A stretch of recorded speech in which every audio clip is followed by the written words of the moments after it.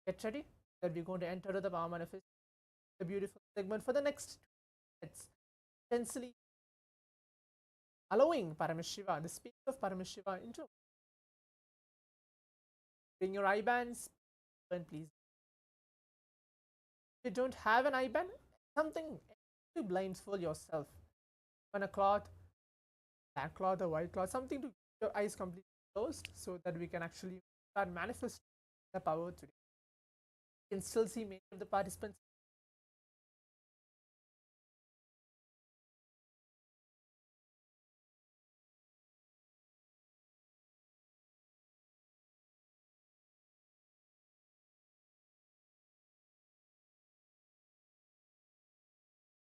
Yes. As now I'm going to be reciting the Shastra Pramana, the scriptural reference to manifest the power of third eye.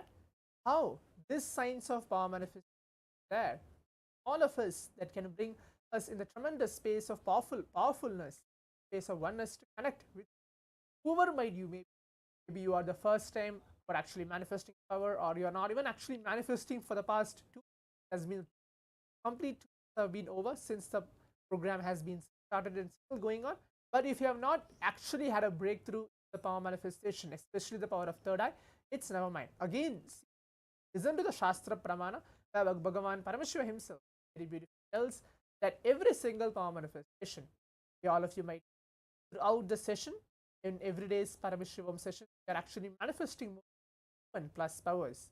In one of such powers are this, the power of third eye. In around the total, there are more than 400 plus powers revealed by Bhagavan Paramashivam. Every single power manifestation is authenticated, validated, not like Swamiji actually found the whole power manifestation, not at all.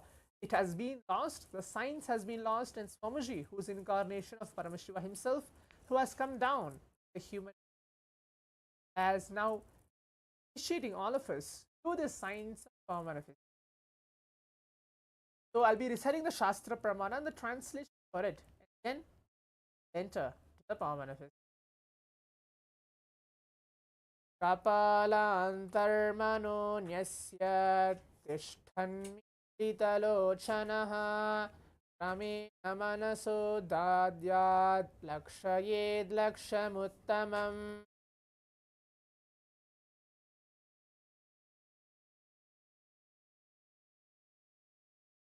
This is the verse directly revealed by Bhagavan Paramashivam. Translation goes for this verse is by fixing the mind on inner space within the crown center and sitting stably without any movement, having your eyes closed in succession. By that stability of the mind and inner space, the power of the third eye, one directly sees the ultimate goal, lakshyam, by having vision beyond the sight that reveals any object or place, attaining the space of oneness with himself. So now let us all get ready. Today's power manifestation, I'm going to be projecting some random image. I'll be choosing and projecting it to all of you. Your eyes closed. So remember Swamiji in our very inner space. Any form of Swami.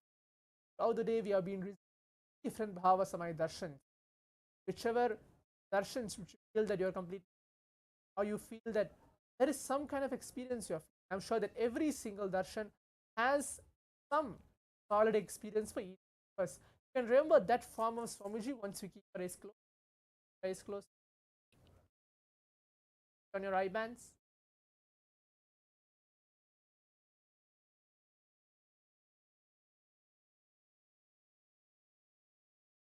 Let us all sit straight, close your eyes. Visualize Swami or inner space.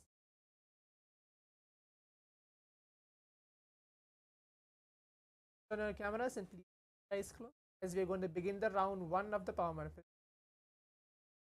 All Chanda Mahavakya along. Om Nithyananda Paramashivoham. Ananda Paramashivam.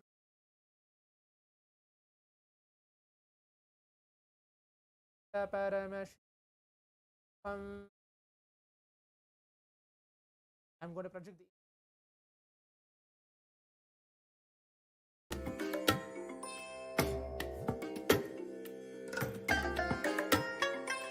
I bless you all.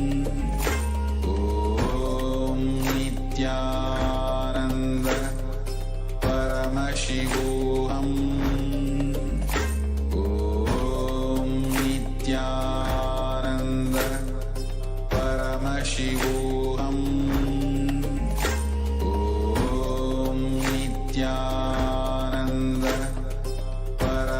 Paramashivoham.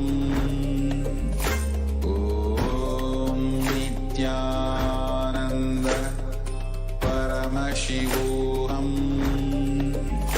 Om Nithyananda Paramashivoham.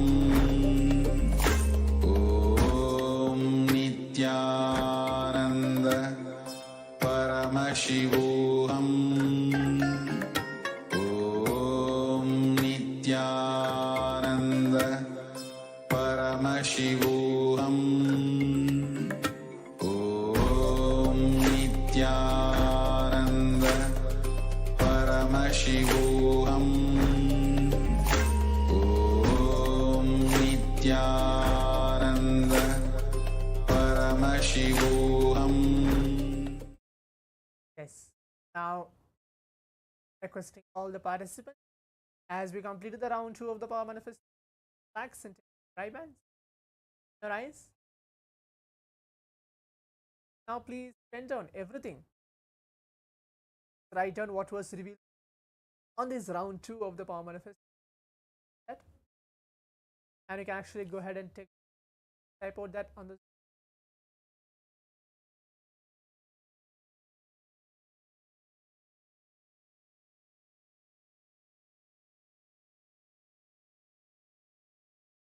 yes, I can exact mode on right.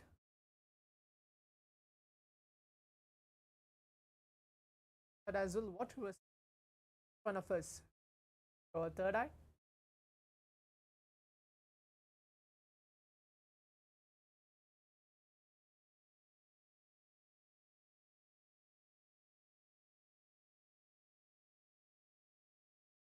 You're actually even seeing darkness or something, like anything that correct or not correct, if that as well. So everything is actually taken. Okay, Akash has put them in shapes that reflecting water. So now let us all see what is the image which was projected to all of us for this round 2 of the power manifestation. Yes, now as you can see, the image is a playground. So it's like completely a playground, which has blue color, yellow color, red, mostly like most of the colors are there, and there's a tree actually, 9 grasses, and actually go ahead and see for yourself that if you have manifested in this round 2 of the power manifestation, it's great, wonderful that you have actually manifested. Akashaya, you have put the green and blue, that is actually wonderful. Blue light as well, so that's blue color is actually visible. Okay, yes, yeah, fingers, there is a approximate shaped electric vehicle. So now, yes, as we're coming to the conclusion of today's power manifestation, as we're going to have more and more power manifestation throughout the day, manifesting powers of Paramashiva, let us all take a few minutes to go ahead and share our experience. Whatever that we have manifested in this span of 20 minutes power manifestation, the first power, the power of third eye. Let us all take a few minutes. Yeah. We'll be starting the next session very shortly. Stay tuned.